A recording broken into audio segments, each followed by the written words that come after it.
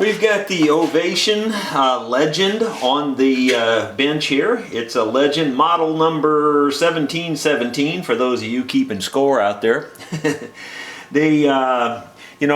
the strings on it, I introduced this in another video, and with the strings on it, I think I mentioned that it looked like the neck could be loose. Sure enough, I reached in there and I could turn the bolt by hand. So I have a extension socket on it here, and I'm just tightening it by hand without a wrench. And now I'm going to get a wrench and just snug it down. Okay, I've got the wrench on it, and just going to where it feels like it's tight. That feels pretty snug. I'm going to stop right there. Hopefully that'll close that neck joint up a little bit, and that feels definitely tighter than it was, and I hope that'll hold that. Now we'll go on and see what else we can do to this thing.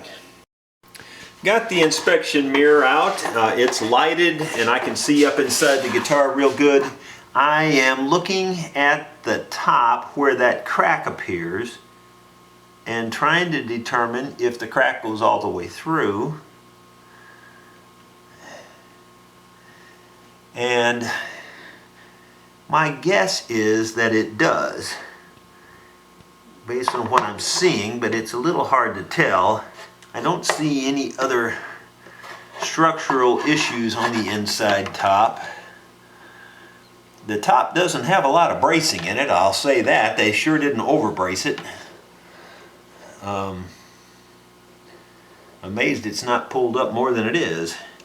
They have what I guess I would refer to as kind of a modified fan bracing.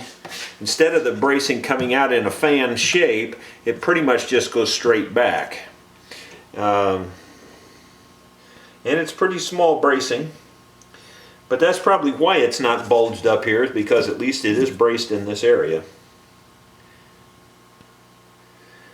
Just looking around in there just to see if I see anything structural.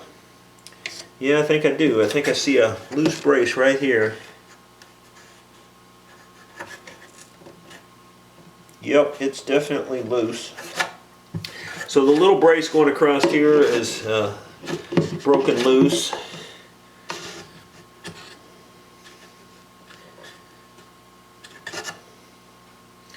But it's just barely loose. It's just loose on one end a little bit. Otherwise, it all looks like it's intact pretty good.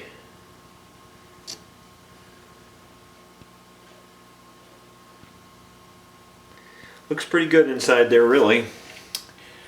This crack, though, I'm trying to determine what to do about it. She would like it to look better, obviously. I can feel it moving inside there, so it does go all the way through. Got my finger under it now, and I can actually feel the crack wiggling. Couldn't really see it. So what we're going to do is I'm going to push up on it from the inside. That kind of opens the crack up just a little bit. I can see it with my eye that it's opening it up. I'm going to try to clean the crack out as much as I can, just with some brushes, things like that. When I push up like that, it actually cleaned it out quite well, and it looks a lot better already. You get dirt down in there after a while, and that dirt is what you're seeing a lot of times. And that, in this particular case, you could definitely tell it cleaned it out. I have the top of this Ovation guitar taped off on both sides of the little fine crack, and I'm going to run super glue right down the crack.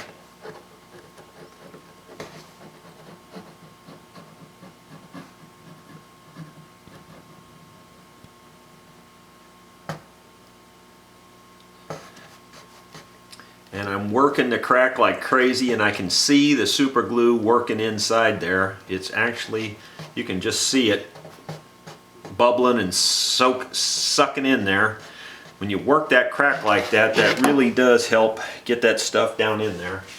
Now I'm going to try to wipe off the excess super glue here, and I'm actually going to try to put some pressure down on this to try to level it out.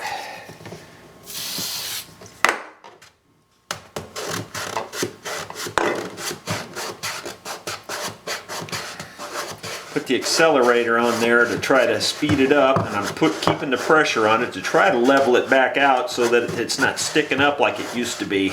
Well, that's about as good as it's going to get on that one. We'll take the tape off and see what happened. Hopefully it didn't make a mess.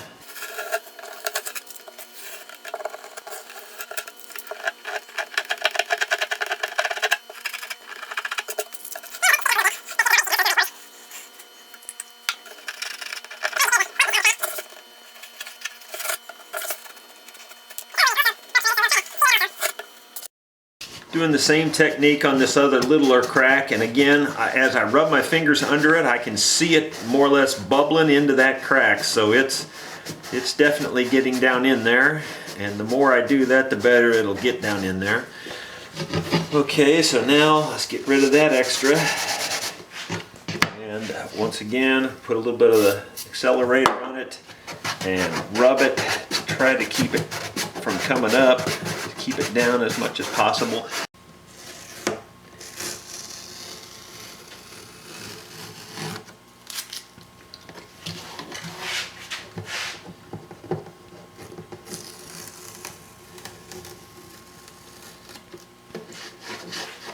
Well, that looks good. I think that got down in there good, and that probably solved the problem where it shouldn't get any worse. Noticed a little cosmetic problem right here. This is loose, and so I can pull it right off of there. So we'll fix that. And then I notice underneath it, it's also seems to be kind of broken loose. So it's some more binding around the inside of this hole. So we'll fix that too. We're going to dress the frets on this Ovation guitar. Let me give you a close-up first that you can maybe see how bad these frets are wore. They're wore pretty good. Don't know if that's going to show up in the camera light or not, but there's some pretty deep grooves in there, and they're not as bad as they actually look either. That's the weird thing about these grooves. They almost always look twice as deep as they are because of the mirror effect, but so they're there. You can feel them with your fingernail, no problem, but they're not crazy bad. So we can file all those out, and we'll just get rid of all that. Before I do that, let me look down the neck, make sure the neck looks like it's fairly straight. Actually, it's not. There's a pretty big hump right in here, so we're going to focus a lot of filing on this area right here.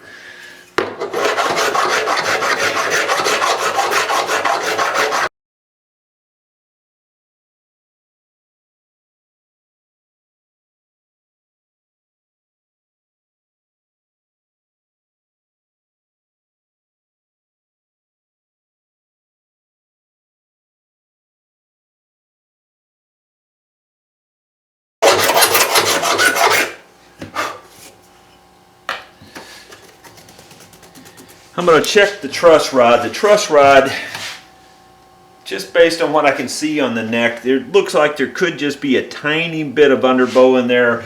And when it's without tension, I generally don't like to see much underbow. I like to see it pretty flat.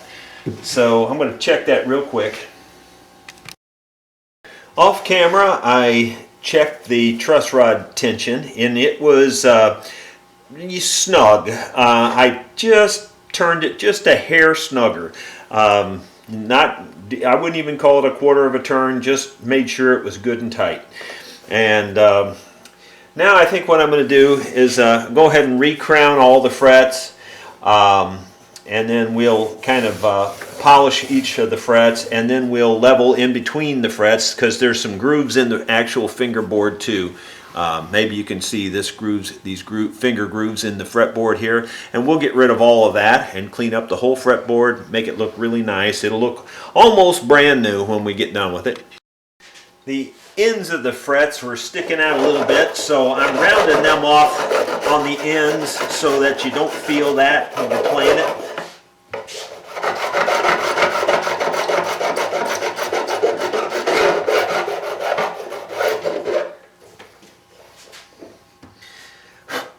The nut on this guitar was odd. When it came here, it was sitting pretty much just like that, which means, you know, if you notice here, it's offset here on this edge.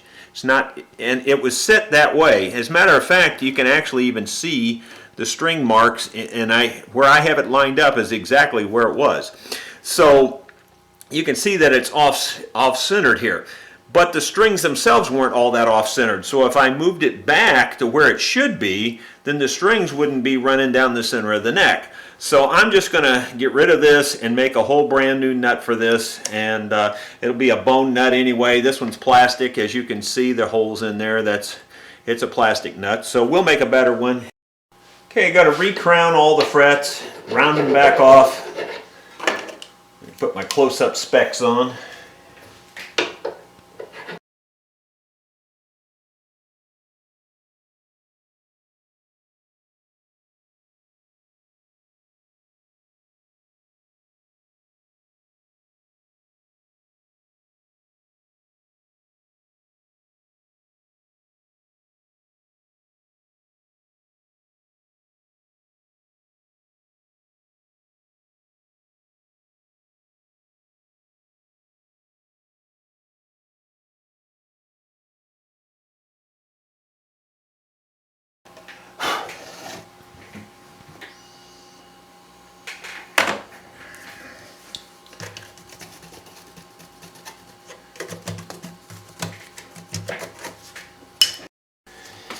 Got some 600 grit sandpaper. We're just going to polish those little scars up on the frets, make them look shiny.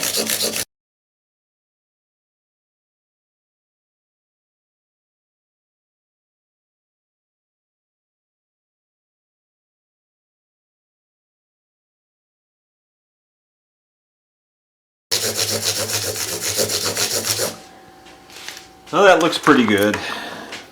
Now we'll level in between all the frets.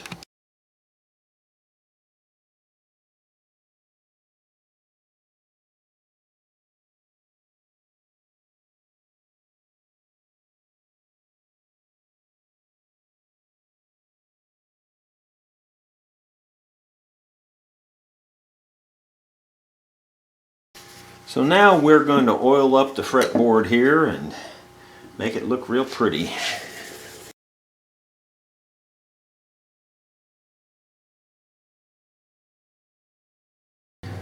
The customer was real concerned about these cracks and cosmetics of the guitar. I've got some 600 grit paper that I'm going to start with. These lines are pushed up. I mean, they actually come up like that in both of them. So I'm going to try to knock those high spots down. And at least when I buff out the top, then maybe we can not make them show up so bad if they're not sticking up quite so high.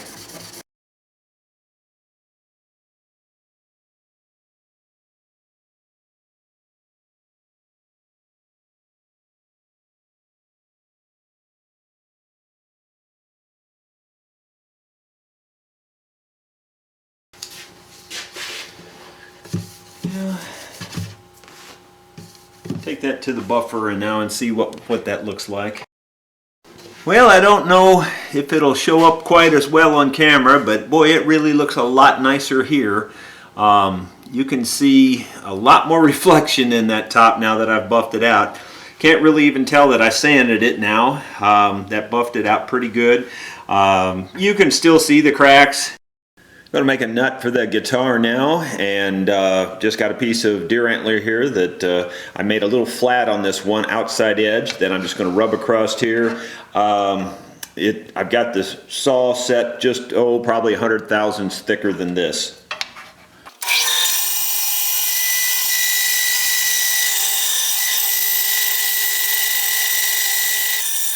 I'll adjust the fence so that I can cut it the other direction.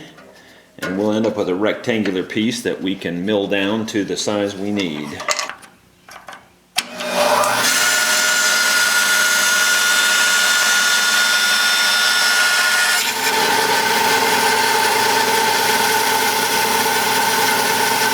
That should give us a good starting point there.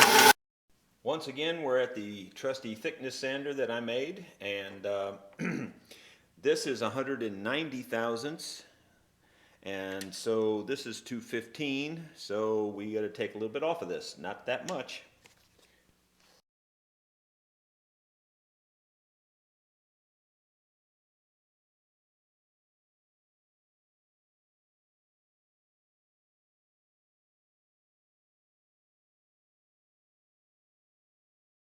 Well, the goal was 190 thousandths. I'm at 191, so I'm going to call that good enough. I don't think I'm going to be anybody's going to get down and measure that last thousandth.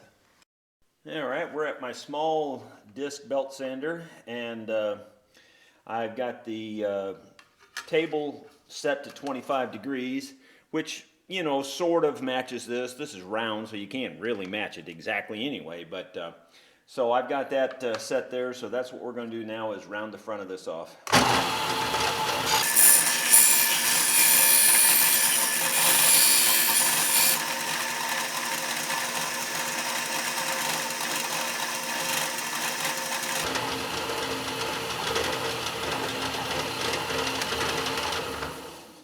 I think we're going to go do some test fitting to see how it looks, and I think we're pretty close. I think I can do the rest by hand at the bench. Well, I've got the bone nut roughed out, but there's a lot of gook in here. It looks like it was glued on at one time with contact cement, and contact cement's kind of a big no-no on musical instruments. We can remedy that pretty quickly here. Just get a chisel.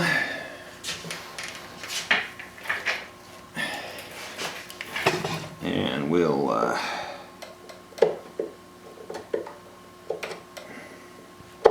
get rid of it. Yeah, I'm pretty sure that's contact cement.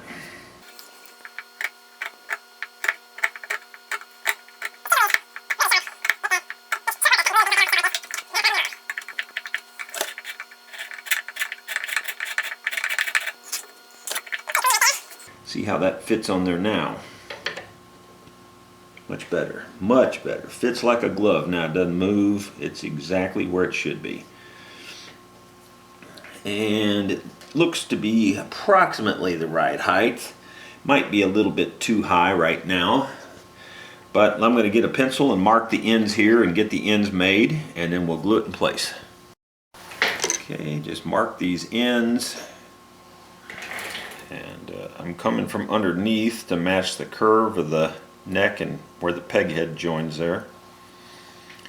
And I'm also going to mark on the end of the binding so I can make the end the same length as the binding. And on this type of a marking, the instant the pencil mark basically disappears, you're done. You don't want to keep going. As soon as the pencil mark disappears, you're finished. Okay, did a little test fit here, and it feels pretty darn smooth. If anything, there's just the tiniest fraction of you can feel the corner, so it won't take much at all. Like one file stroke's probably enough. It really won't take much. And then I'm going to round over the front of the nut a little bit here.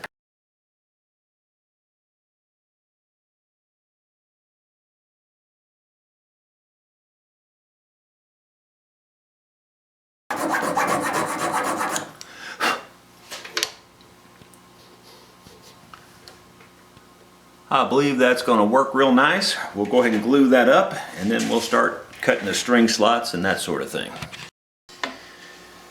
What I often do whenever a guitar comes in here is I measure the strings that are on them. This is the G string, or the E string, the large E string, and it measures right at 54 thousandths, which would be kind of a light string or medium light string. I don't know if it had mediums on it or the medium lights, but it appears to have been the medium lights. For my money on this guitar, from this point forward, because of the top weakening, the top cracks, I would go with medium lights. I don't think I'd put the mediums on it anymore if it were mine. I think that's a good idea with the age of it and everything. Make it last that much longer. Those strings have a lot of pull on them, and the bigger the gauge are, the harder they pull. I've shown how to string an instrument before, but I don't think it ever hurts to go through it again. And the reason is that I see all kinds of configurations up here. People wrapping them through 2 or 3 times, tying them in knots, you name it, making big loops, all kinds of crazy things. So I'm going to show you how I do it. I've been doing it this way for many years. I don't use a string winder, though I could benefit from that from time to time. The way I do it, though, it ensures a certain amount of wraps around the post, and so you're not really cranking forever, okay? So what I do, it's kind of anal retentive a little bit. I turn all the holes where they're going sideways across the peg head. And of course you always come in from the inside of the peg head to the outside of the hole like that. And then what I do is I just keep pulling until, and I'm not saying I'm pulling it tight, but I pull it till it gets, relatively snug like that with 2 fingers under the string. What that does is it gives me a uniform distance every time that's going to wind around the peg. On the bigger strings, it'll wind less times around the peg because of the diameter of the string. On the smaller strings, it will wind more times around it. And I always wind straight down. You notice when I poked it through the hole, all I did was bend this straight up. On this side here, all you have to do is bend it straight up. You don't have to do anything fancy, and you wind below it and just keep winding. See, it doesn't take very many turns and you're already tight. So it's not like you need a big string winder or anything like that the way I do this. Once you get that snugged up, you can see here that you end up with about a wind and a half or a little more around this large peg. And this one will have a little bit more yet, this one will have a little bit more, and so on all the way to this one, and this one will have the most windings based on this same thing, just simply because of the diameter of the string. So it really works out perfectly. It's a perfect gauge for making sure that you get your strings wound properly. Once I get it like this, I take my dikes, cut off, and I lay it completely flat on top of the peg, and I snip the wire off exactly level with the top of the peg. And that's all you need to do. It's that simple. At this point, I'm going to only put on this other E string. I'm just putting on the 2 E strings because I have to make this nut first. So I'm just going to put on that, and I'll show you how I do it, and it's slightly different than this one. As I mentioned, on this side, all I do is poke it through, bend it straight up, and then start winding. On this side, it's slightly different. I come from the inside out, just like on the other one, from the inside out, take the 2 fingers again as my gauge, and I don't pull it tight, I just snug, just snug. Then I hold it right here so it doesn't move. I take the long end of this, come back under, between my fingers, and I'm going under the string, between my fingers and the post, under the string, pull it snug, and then straight up. All that does is it locks this end underneath the string itself. It locks it under there. That's all the locking you need to do. Then you start winding. And again, you make sure you're winding down the post. And by using that 2-finger method, by setting the post first so that, that way they're all going to have the same amount of winding, or the proper amount of winding, let me just say it that way. They'll have all they need. And then, you can see I'm turning this one just a little bit more than I had to turn this one, but not that much more. And now you've got about 3 or 4 turns around the post on this one, about 3 turns I'd say. And again, I just hold this string straight up, cut it off exactly flush with the top. That way you don't have all that extra string buzzing around and making all kinds of crazy noises. Really, just by eye, I've lined these 2 strings up on the ends of the nut, and so that I have what I think is the proper amount of string over the fretboard. And I've marked both of them with a pencil mark here. And now I'm going to cut those slots. We'll cut them shallow at first so that we can adjust them if we need to. And I always cut them with a saw, as you've seen me do in other videos.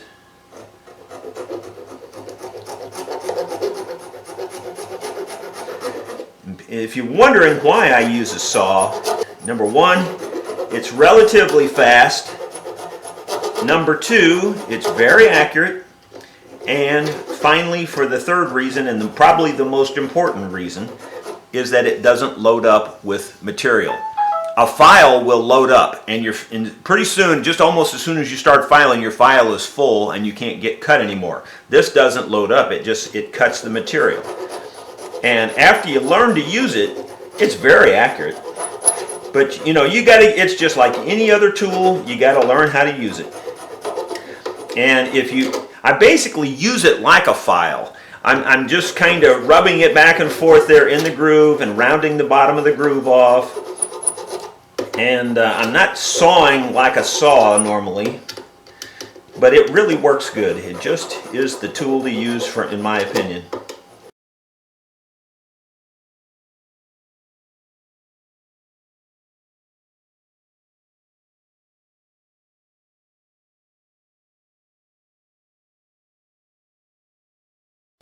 Got all the strings on it and got the spacing, and I'm looking at the spacing across the top, and it looks real good by eye.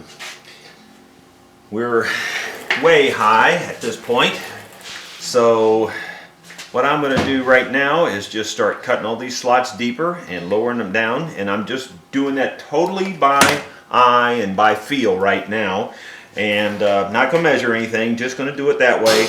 And then when I get closer, I'll get out the measuring stuff.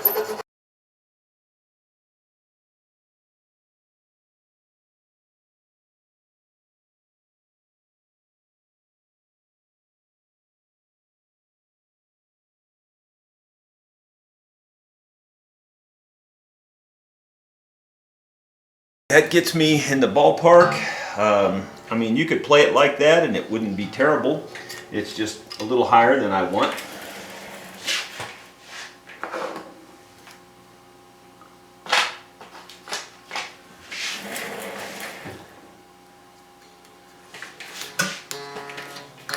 This pick measures 18 thousandths, and that's basically what I use as my gauge.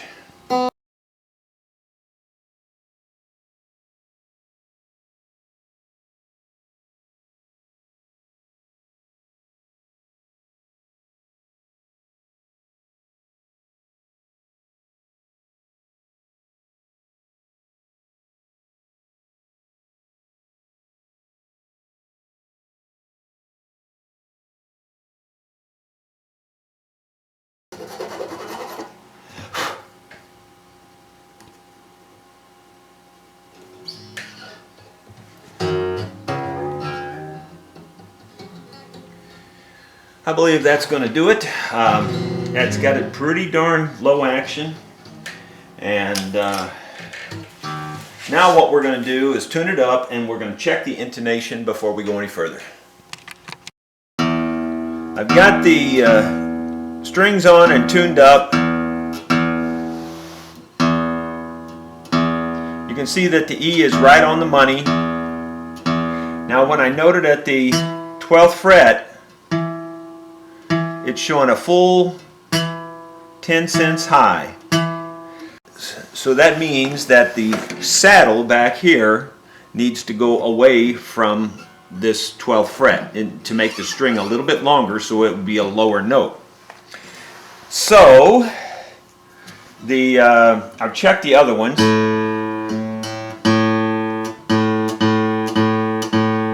There's the A. Hopefully you can see that.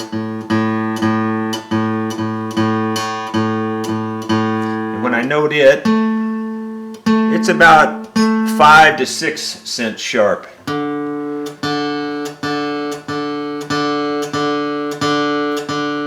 When I note the D, it's right on the money. So these top two strings are sharp. I've checked the rest of the bottom ones, and they seem to be pretty darn close too. So I'm going to work on the large E string and the A string.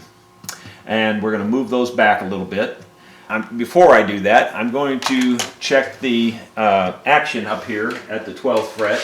This is 106 thousandths, 108 thousandths, and it just barely goes under there. That actually lifts there, so the action's not terrible. I'd like to see this down to no more than 80 thousandths up on this side. And it's pretty close to that, actually. It's not far from it. And So the action is not too terribly bad, really. But while we're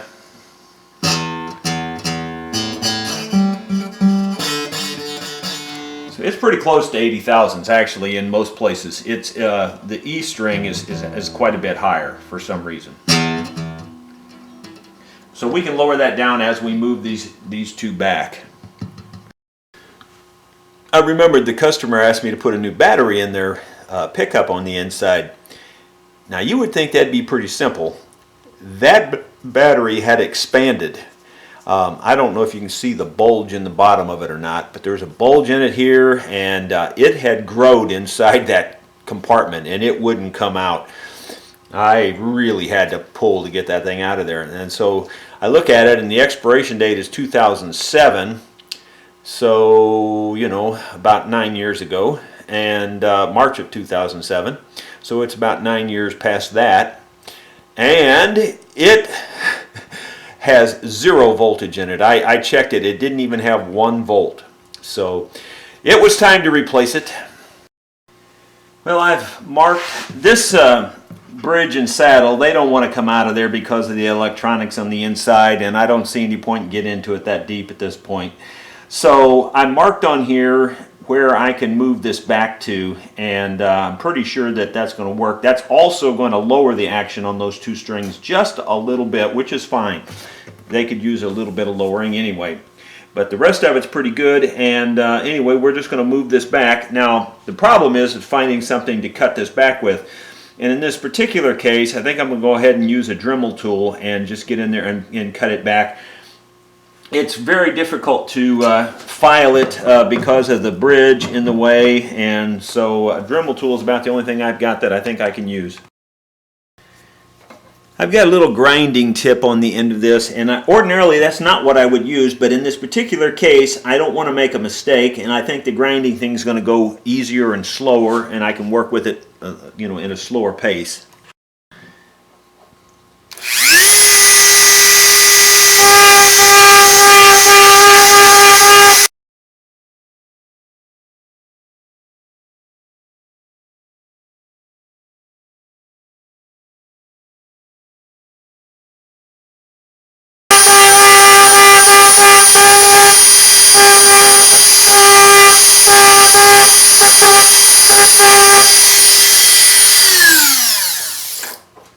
Okay, that moved it back some and down some at the same time because of the angle that this particular saddle's made like this. So when you move it back, you're cutting some off of that top to move it back, and that drops it down a little bit too.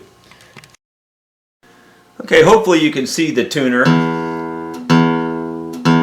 And you can see I've got the E right on the money. Still right on the money when I note it, so that really improved it a lot.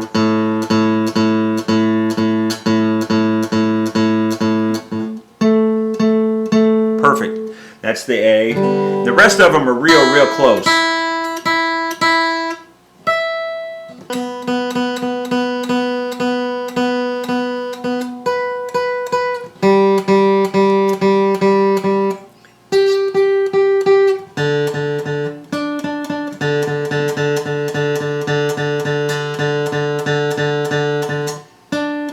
It's about as close as you'll ever see one with the intonation. Pretty darn close. The only thing I haven't done yet is test the pickup, and I'm going to do that right now. We've got her plugged into an amplifier just to test the pickup, just to make sure that it's working okay. It's very clear, so it's actually working great. The volume adjustment works.